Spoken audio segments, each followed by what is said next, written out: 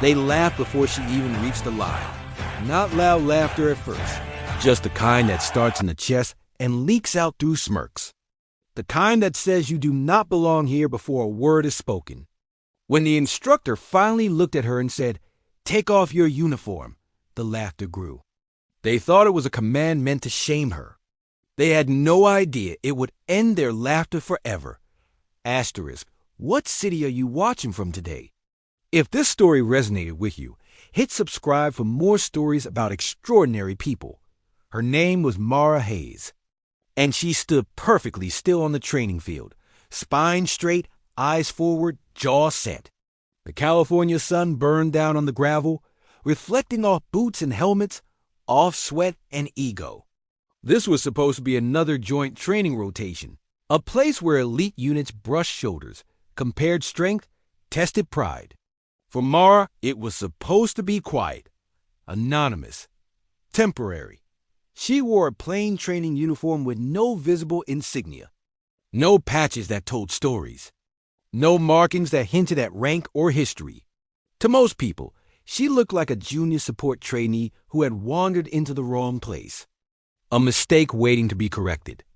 She had heard the whispers as she walked past the racks. Too small, too calm. Wrong posture for someone so low-ranked.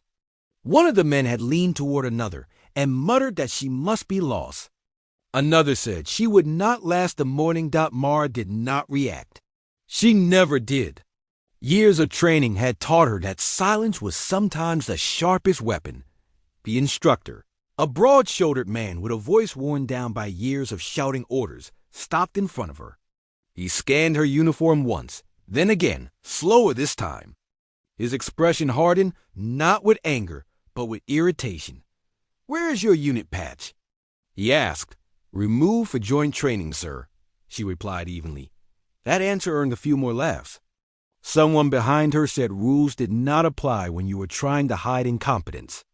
Another voice added that maybe she thought humility would make her look impressive. The instructor exhaled sharply. "You think you can just blend in here," he said. "This is not a playground. Take off your uniform top. Let us see who you really are." The words landed heavy. Around them, the group leaned in eager. To them, this was entertainment. A moment of exposure. A reminder of hierarchy. Mara hesitated only long enough to breathe. Then she reached for the zipper. As she removed the top layer of her uniform, the laughter slowed. Not because they saw what they expected, but because they did not. Underneath, she wore a simple compression shirt. But stitched across her shoulder, clear and unmistakable, was the faint outline of an emblem that had been deliberately covered, not erased. A trident, subtle, worn. Real. The instructor froze. The field went quiet in a way that felt unnatural, like the air itself had been ordered to stand at attention. Someone whispered a question that never finished forming. Mara finished putting the uniform top and folded it neatly in her hands. She did not look around. She did not smile. She simply waited. The instructor stepped closer, his earlier confidence gone. "Where did you train?" he asked, his voice lower now. "Coronado," she answered. The word carried weight. It was not said with pride or drama. It did not need to be. Anyone who knew understood. The men who had laughed shifted where they stood. Boots scraped gravel. Eyes dropped.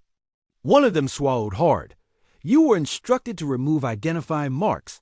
The instructor said carefully. "Yes, sir," Mara replied. "I complied. And your rank?" "I was told it would not matter here." It took him a moment, but then he nodded, slowly, respectfully. What none of them knew yet was that Mara Hayes had finished SEAL training 2 years earlier, that she had passed Hell Week not by brute force, but by endurance so quiet it went unnoticed, that she had carried teammates when they could not carry themselves, that she had learned early on that recognition could be a liability.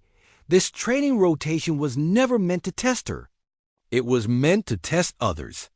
She had been assigned to observe, to integrate, to see how people behaved when they believed no one important was watching. The laughter they offered so freely had been part of that test. Instructor cleared his throat and turned to the group. "Training continues," he said, "and you will address her properly." No one asked what properly meant. They knew as the drills began, Mara moved with controlled precision. Not flashy, not aggressive, just efficient. When others strained, she adjusted. When they rushed, she slowed them down. When someone stumbled, she steadied them without comment. By midday, no one laughed. By the afternoon, they followed her lead without realizing it. During a final exercise, a simulated extraction that required coordination and trust, one of the loudest critics earlier found himself out of position. He froze, unsure of the next move. Mara caught it instantly. She stepped in, gave a single clear command, and redirected the team. The scenario completed cleanly. Afterward, the man approached her, helmet tucked under his arm. His voice was quieter than it had been that morning. "I was wrong," he said. "About you?" Mara nodded once. "About more than me," she replied. At the end of the day, as the sun dipped and shadows stretched across the field, the instructor handed her back her uniform top. This time, his hands did not shake, but they were careful. "You could have corrected us earlier," he said. "Yes, sir." "Why did you not?"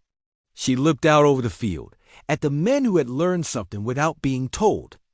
"Because respect that is demanded disappears when the uniform comes off," she said. "Respect that is earned stays." He did not argue. When she zipped her uniform back up, the trident disappeared again. Just another soldier on the surface. But everything around her had changed. They no longer laughed. They no longer doubted. They understood. Finally, that strength does not announce itself. It waits. It listens. And when the moment comes, it stands firm without needing permission. This story is not about uniforms or titles. It is about how quickly people judge and how powerful it is to let action speak when words would only satisfy ego. Some of the strongest people you will ever meet are the ones who do not need you to know who they are. What did this story make you feel? Where are you watching from? Subscribe to Soul Relief Stories for more real stories that heal the heart.